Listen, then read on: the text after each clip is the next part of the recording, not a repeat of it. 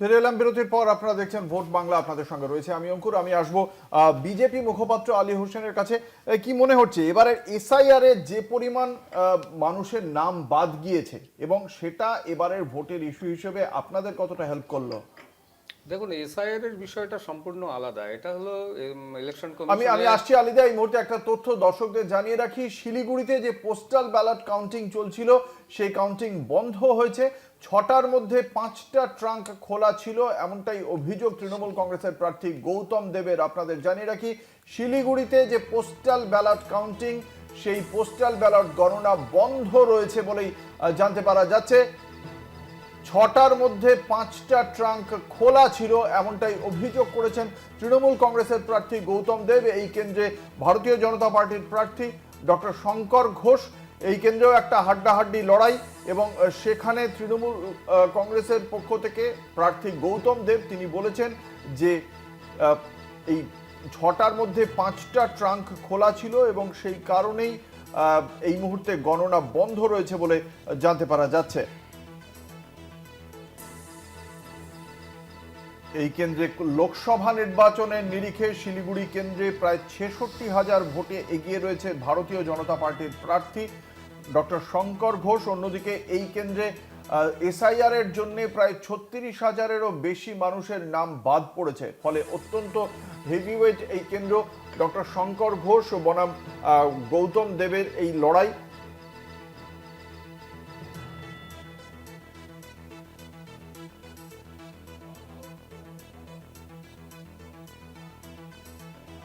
আমাদের সঙ্গে রয়েছেন আমাদের প্রতিনিধি স্বর্ণাভ। স্বর্ণাভ, কি ঘটনাটা, কি অভিযোগ গৌতম দেবের? দেখো, আমি তোমাকে জানিয়ে রাখি, শিলিগুড়িতে কাউন্টিং এর আগে পোস্টাল ব্যালটের 6টি ট্রাঙ্ক থাকে। সেই 6টি ট্রাঙ্কের মধ্যে দেখা যায় যে 5টি ট্রাঙ্ক খোলা রয়েছে। তারপরই সেখানকার যে শিলিগুড়িতে তৃণমূল প্রার্থী রয়েছে গৌতম দেব, তিনি অভিযোগ করেন যে এই যে পোস্টাল ব্যালট রয়েছে, পোস্টাল ব্যালটের যে ট্রাঙ্ক রয়েছে সেই ট্রাঙ্কগুলো খোলা। সেই কারণেই এখানকার যে পোস্টাল ব্যালটের কাউন্টিং হয়েছে সেই কাউন্টিংকে এখন পুরোপুরিভাবে বন্ধ রাখা হয়েছে। এ বিষয়ে নির্বাচন কমিশনের কি বক্তব্য? কেন খোলা ছিল 5টা ট্রাঙ্ক? এখনো সেরকম কোনো প্রতিক্রিয়া পাওয়া যায়নি নির্বাচন কমিশন থেকে। আচ্ছা, ধন্যবাদ। আমাদের সঙ্গে ছিলেন আমাদের প্রতিনিধি স্বর্ণাভ রায়।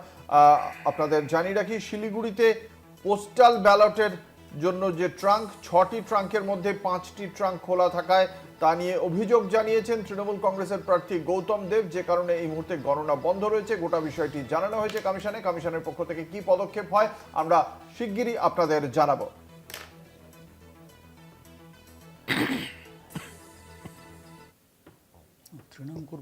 কথা বলবো, আমাদের সঙ্গে রয়েছেন আলী হোসেন সাহেব। আলিদা, কি মনে করছে বিজেপি? দেখুন, যে বিষয়টা আপনি শুরু করছিলেন যে এসআইআর বিষয়, এসআইআর এ আমাদের যেটা বক্তব্য সেটা হচ্ছে এসআইআর একটা ইলেকশন কমিশনের একটা কন্টিনিউয়াস প্রসেস ছিল। সেই প্রসেসটাও শেষ হয়েছে। এবার বৈধ ভোটারের ভোট হয়েছে, আমরা সবাই দেখলাম দারুণ ভোট পড়েছে। প্রায় 92-93% ভোট আমাদের বেঙ্গলে হয়েছে। স্বাভাবিক কারণে বৈধ ভোটাররা ভোট দিয়েছে নির্বিঘ্নে, শান্তিতে এবং হিংসামুক্তভাবে। তারপরে আজকে আমরা গণনা দেখছি, আপনার চ্যানেলেই দেখছি আমরা, কলকাতা টিভিতে আপনার 44টা এগিয়ে রয়েছে। তার মধ্যে বিজেপি রয়েছে 27টা আসন, 29টা আসন এবং তৃণমূল 11টা। তো এক্ষেত্রেই তো বোঝা যাচ্ছে, মানে কি বলছে, morning shows of the day, এটা তো পরিষ্কার দেখা যাচ্ছে।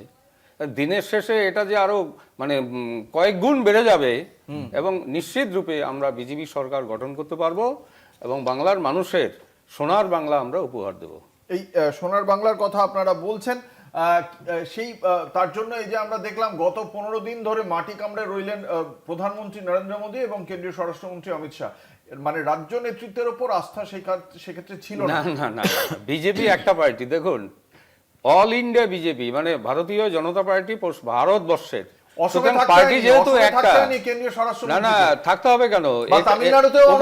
আমরা বিজেপি সরকারে আছি তো, কেন বলছেন? বাংলা একদিনের, বাংলা ডক্টর শ্যামাপ্রসাদ মুখার্জির বাংলা। এই বাংলায় ভারতীয় জনতা পার্টি যতক্ষণ না আসবে ততক্ষণ পর্যন্ত দেশ বিজয় অধরা থেকে যাচ্ছে। সেই কারণে ভারতীয় জনতা পার্টি চায় আমরা এবার বাংলার মানুষকে বুঝিয়েছি, বাংলার মানুষ ভারতীয় জনতা পার্টি অনেকটা এগিয়ে রয়েছে। দিনের শেষে সেই চিত্র থাকে কিনা আমরা সেই আপডেট প্রতি মুহূর্তে দেবো কলকাতা টিভির পর্দায়। আপনারা আমাদের সঙ্গে থাকুন।